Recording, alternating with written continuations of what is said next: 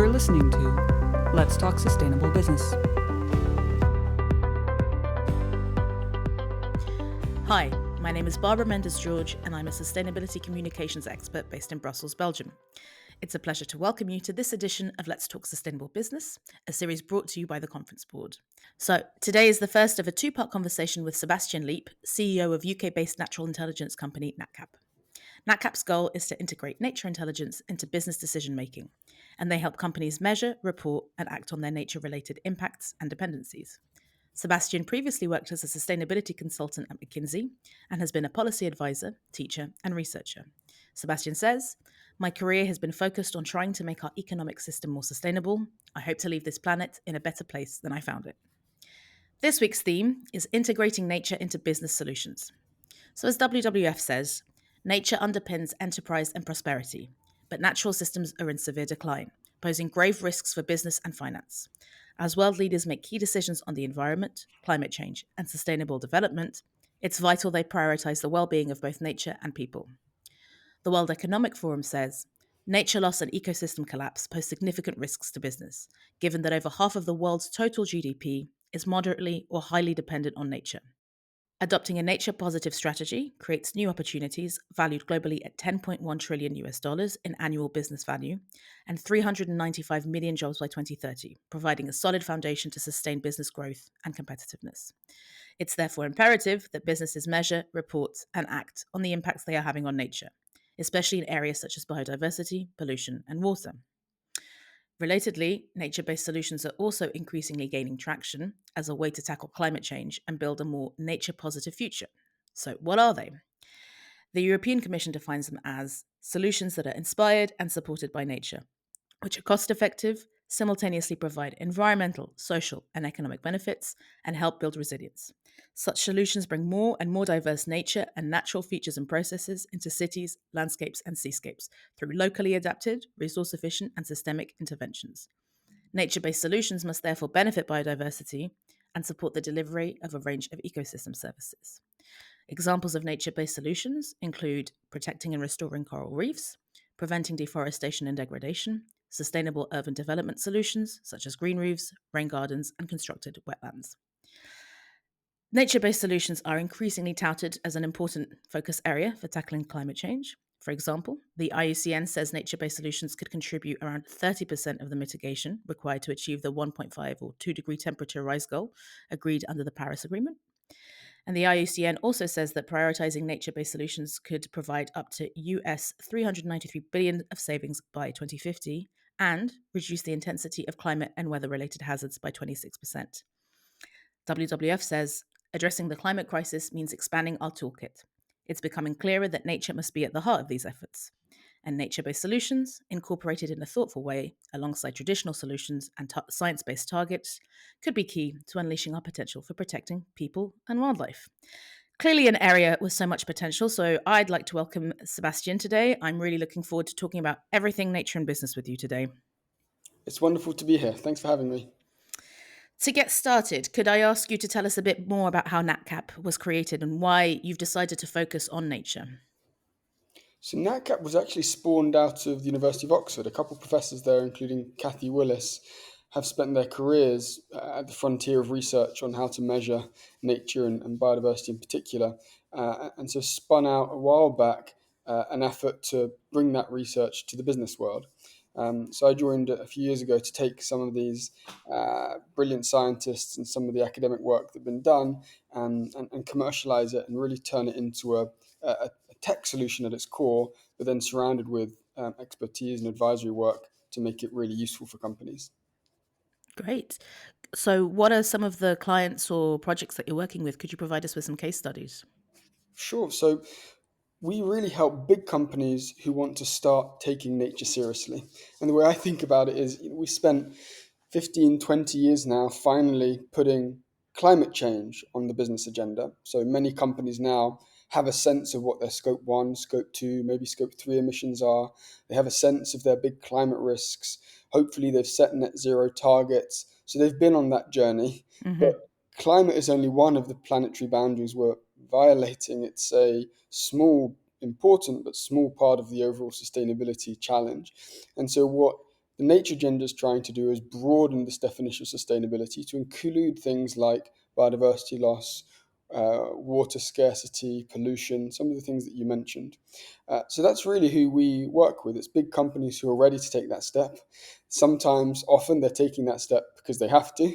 The EU has passed some mandatory regulation in the form of CSRD, which I think we'll come to later. And there are some voluntary frameworks in the world, the leading one being TNFD, the Task Force for Nature-Related Financial Disclosures. But whether they have to or they want to, companies are starting to take this agenda seriously. And what we do is help them measure, report, and then hopefully act on some of those issues. So we work with big companies primarily in Europe and Japan. Those are the two parts of the world that have really led on this agenda. So, and it's cross-sector because nature touches a wide range of the economy. So whether it's large pharmaceutical companies, large energy companies, large real estate investors, even insurance companies, grocery retailers. You've probably heard a lot of the names that we've worked with, but the consistent theme is companies that touch on land intensively in their operations and supply chain and are ready to expand sustainability in this way. I'm glad you brought up the fact that companies have been very focused on especially carbon emissions, but there are other areas, because that's something I always say on this podcast, where very often, especially companies who are at the beginning of their sustainability journey, they're so focused on carbon emissions equals sustainability when we know there's so much more than that. And like you say, nature is cross-sector, and action that you take on nature will be seen in other areas as well. So that's interesting to see.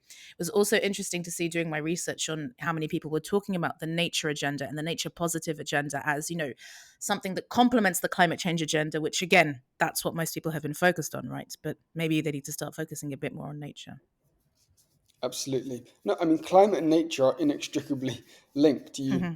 Some of the biggest drivers of climate change are some of the same drivers that are catalyzing the nature crisis and the biodiversity crisis. It's things like land use change in particular, that is decimating our natural carbon sinks and exacerbating the carbon crisis. And as a result, the climate crisis also has nature as one of its core solutions. If Hmm. we can protect some of this land from the kind of devastating land use change that has been happening, if we can restore it, then you quite quickly tackle the nature and climate crisis. So they are inextricably linked, but they can also be separate. The reason to protect and restore nature is not only to mitigate climate change; it's also Hmm. to provide a range of other ecosystem services that we rely on to survive and that businesses rely on to make money. And you've already kind of started answering my next question, which is, why should companies take a more nature-based approach? So as you mentioned, to complement what they're doing on climate change, but why should, in the words of your company, nature intelligence be integrated into business decisions? Yeah. So you can think about this in terms of the heart and the wallet.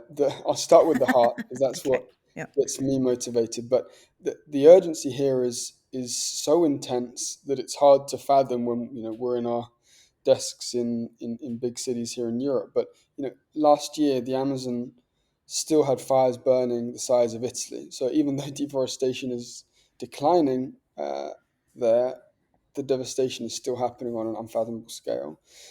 Um, the World Overshoot Day was August 1st, so we are consistently year on year consuming way more resources than the planet can sustain, and in effect stealing from future generations. Hmm. And the infuriating thing is that the cost of inaction is far greater than the cost of action. Yeah. COVID cost us $20 trillion all in all. Enacting the SDGs is 5 trillion a year, and in total, not going to be that different. So when we have to, we can easily absorb these kind of costs. But when we want to or could, we avoid them, and it's a very short term perspective. So there's real urgency there, but I think from a business perspective, the future cash flows of businesses really depend on the resilience of these future flow of ecosystem services, of them being able to rely on things like resources and fresh water and lumber and iron ore and Hmm. a stable climate free from landslides and floods and devastating hurricanes, and you name it. There is a range of ecosystem services that businesses rely on to make money that are at threat. And Bloomberg actually did a really nice report recently called When the Bee Stings that I'd recommend folks Google. And what that did is it's brought to life some really large corporate case studies of nature risk really hitting the bottom line. A big one is 3M in the US, who are facing tens of billions of dollars of lawsuits from water companies who are suing them for producing forever chemicals, PFAS chemicals, which have polluted our water supply, got into our groundwater, and caused decades of devastation. And that's a quintessential water nature risk. That's a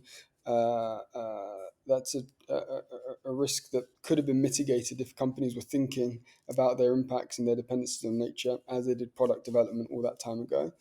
Could have been mitigated when the risks became clear, years after, but weren't, and as a result, there's a huge financial cost to that. So that's just one example, but there's many others in there. And I think what we need to do now is reframe some risks that we've thought of as just inevitable acts of God or buried away in different parts of the business, and realize, no, these are nature risks. We can identify them before they happen. We should identify them before they happen. And there's a huge financial opportunity if we do. I think that's what surprised me doing the research for this episode. Just, I guess I hadn't really thought about indeed, how much business is reliant on nature. Hopefully, is it an easy message to get to the companies you're working or trying to work with of like, you really can't afford this in every single way? Or what, to expand that, are you working with companies who are kind of thinking about starting on their nature journey, or do you approach companies saying, look, this is going to become important for a number of reasons, and that's why you need to prioritize this now? Yeah, so I'd say there is a category of company, often the companies who have caused the most impact in the past. We're talking the mining sector, the utilities sector, the oil and gas sector, who have had to think about their relationship with nature for a long time and have built up big teams of regulatory and sustainability reporting expertise to help them think and manage that. And so maybe that's a group of companies who who started a bit earlier than others. But it's fairly widespread now because particularly of CSRD, the Corporate Sustainable Reporting Directive, tens of thousands of companies across Europe in the next 5 years are going to have to start measuring their impacts on water, on biodiversity, on pollution. And so that really will touch anyone for whom that's material. So the sector reach of nature has expanded pretty quickly, and now it's a lot of sectors where it's material.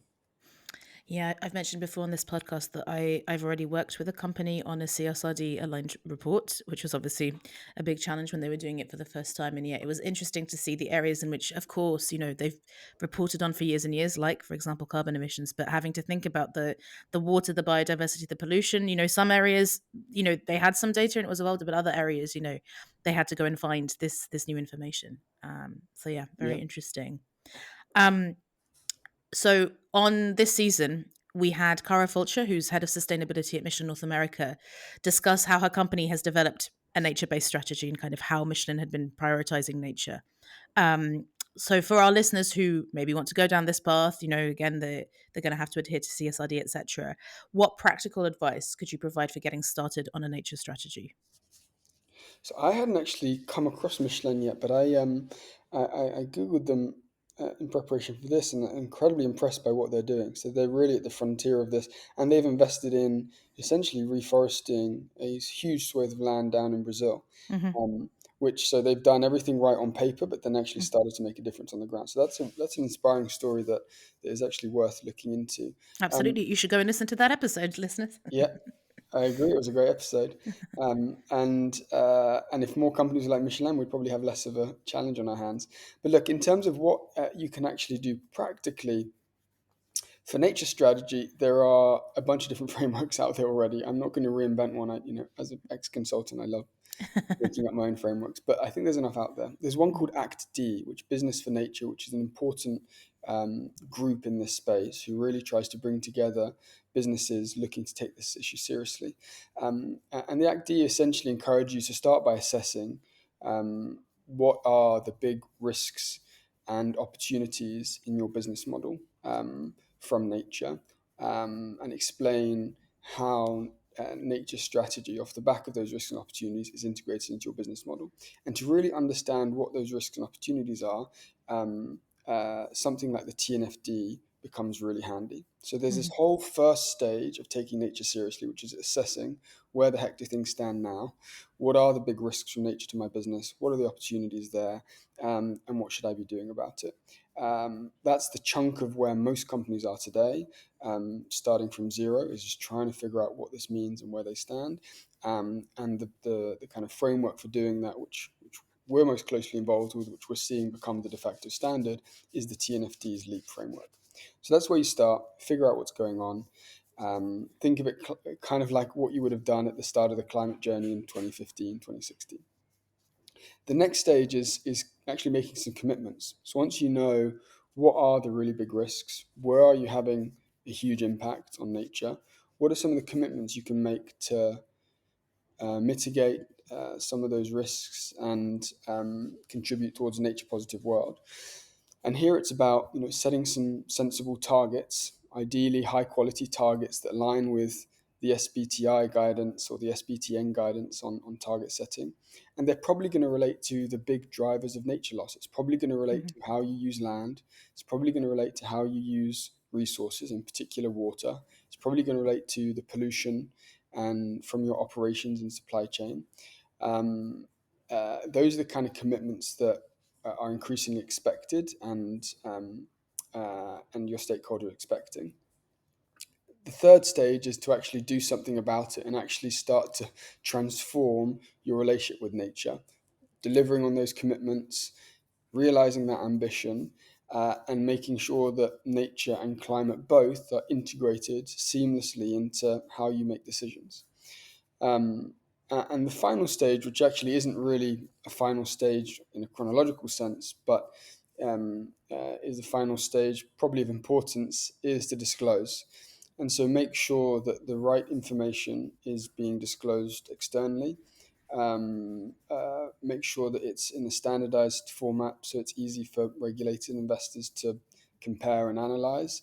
And that standardized format really should be aligning with not only what CSRD requires. CSRD, despite being 200 pages, is actually quite high level, but aligning as much as you can with the metrics that TNFD recommends. And that's when we start to get that standardization and specialization. So if you want to get started, start by just assessing where on earth you stand now. What are the big impacts you're having? What are the risks to your business? What are you going to do about it? Set some meaningful targets to commit to making things better. Actually make things better by transforming your business, and then disclose important comparable information in line with the TNFD recommendations to your stakeholders. Wonderful. I asked for practical advice, and that was great practical advice. And we're going to get a bit more into CSRD and other policy areas in part two. But before we get to part two, I'd like to jump back a bit because I talked about nature-based solutions at the beginning because that's something that's kind of gaining traction. So could you maybe, I've already explained what they are, but could you maybe explain to our listeners what the difference is between conservation and nature-based solutions and what role you see them playing in, putting nature at the heart of your business? It's a really good question. And I think one of the problems with the nature agenda is there's so many new terms, each with their own specific definition, and it can be a bit off-putting in its entirety. So with these two words, nature-based solutions are essentially a range of approaches that address societal problems. So they're famous for addressing climate change, but that's not the only societal problem they'd address. They could also address water resource management, flood risk, hurricane risk, you name it. Conservation, on the other hand, is essentially the protection and preservation of usually land, but biological diversity, for the simple purpose of enabling future generations to access it and enjoy it. So it's usually setting aside parks or preserves, independent of their value to addressing societal problems. So some of the things that you do in the name of conservation and nature-based solutions can look quite similar, but the reason for doing them is different. Interesting. Thank you. So to wrap up part one, obviously you've outlined what companies need to do. So I'd like to ask you what role collaboration can play for companies wishing to develop nature-based solutions or a nature-based strategy? How can they engage their stakeholders on this issue? And are there any initiatives that you would recommend companies to get involved with if they're at the beginning of their nature positive journey? So that's a great question. So in terms of how to engage in this, organizations that are doing things particularly well, I'd advise Business for Nature is the first place to go. They're a coalition of businesses taking this issue seriously. They have great resources and can put you in touch with others who have started the journey. The TNFD framework is the go-to resource for understanding how to measure nature, how to embed it in your business, and what all these terms mean. And then SBTN is the defining organization helping you actually set meaningful targets. So those three will already put you in good stead. And then, of course, there's a plethora of NGOs, WWF being the most important, and there's a plethora of regulators starting to engage on this, the EU being the leader. In terms of stakeholders, one stakeholder who's particularly important here, who comes up less frequently in other sustainability issues, are indigenous communities. And they're important because they protect a huge swathe of the world's most biodiverse areas, have done so for millennia, and need to be engaged, consulted on any nature-related strategy that touches on their land and their way of life. There are a bunch of frameworks to consider when you engage in indigenous communities. There's an ILO convention. Both the CBD itself, the Convention for Biological Diversity from the UN, sets out duties and standards for engaging with those communities. But the important thing is just to make sure that they are engaged in a thoughtful way, a way that's targeted to those that are most severely impacted by whatever activity or nature strategy might be initiating, making sure that that engagement is done with a consideration of diversity and in a fully informed way, so that you've done your homework and can present meaningful information to allow for a good interaction, and that really is a two-way exchange, and it's not just the big multinational telling the community how it is. So there's a whole world of literature and process and law to make sure you do this right. But the core idea of engaging with Indigenous people in a thoughtful way is really important here. Thank you for putting that spotlight. Yeah, I think it's very important, and as you say, it's a two-way street, not a one-way dialogue.